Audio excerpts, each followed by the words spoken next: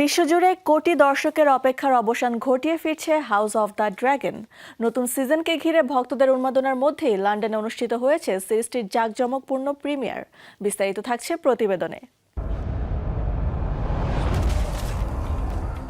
Dragon, যুদ্ধ আর ক্ষমতা লড়াই নিয়ে আবারও ফিরছে জনপ্রিয় series house of the dragon. লন্ডনের জাঁকজমকপূর্ণ প্রিমিয়ারের মধ্য দিয়ে উন্মোচিত হয়েছে বহুল প্রতীক্ষিত এই সিরিজের তৃতীয় সিজনের প্রথম ঝলক।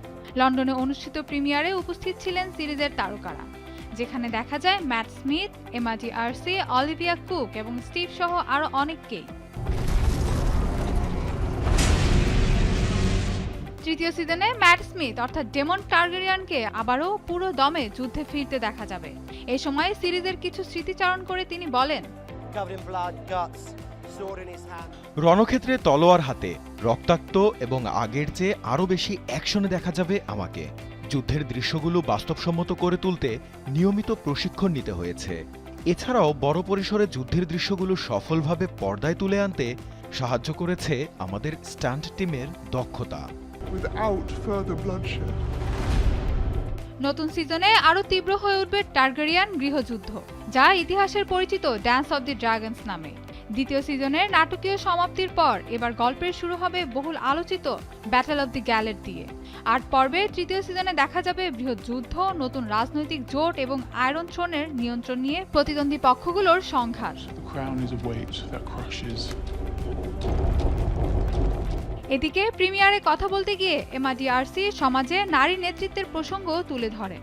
নতুন সিজনে তার সবচেয়ে বড় চ্যালেঞ্জ ছিল মানসিক ও শারীরিক স্থায়িত্ব ধরে রাখা।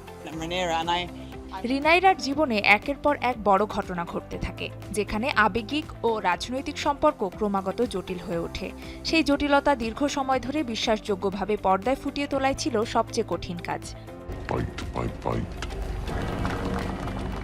সিরিজের যুদ্ধের দৃশ্যগুলো ধারণের আগে কয়েক সপ্তাহ ধরেই চলে মহড়া। যুদ্ধের কোরিওগ্রাফি থেকে শুরু করে চরিত্রগুলোর আবেগের ওঠানামা সবকিছুতেই ছিল বাড়তি প্রস্তুতি।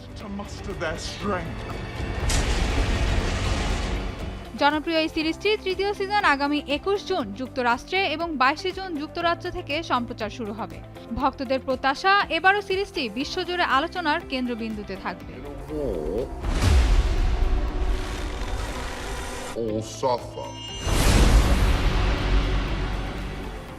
Mahbuba Mustarin, showbiz tonight.